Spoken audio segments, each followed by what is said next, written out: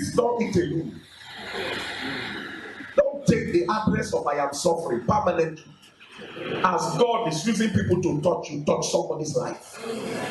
You have 5 shoes. There is somebody that doesn't have at all. Take one, eat that person. This is how to break the backbone of poverty and wretchedness. Don't be permanently on the receiving side, looking for help.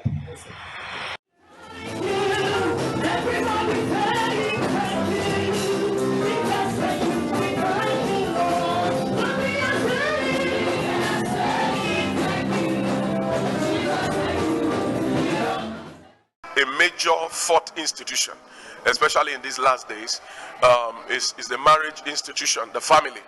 The reason is because the marriage, the family, marriage and then extension to the family is the root and the foundation for a meaningful society.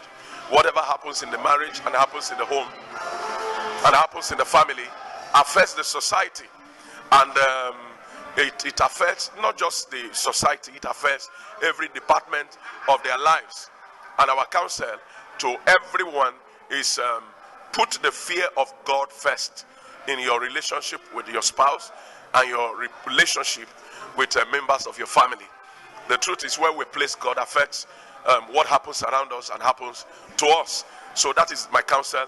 And then as we relate with our spouse, relate with those that God has brought under our leadership, we must relate with them with the fear of God.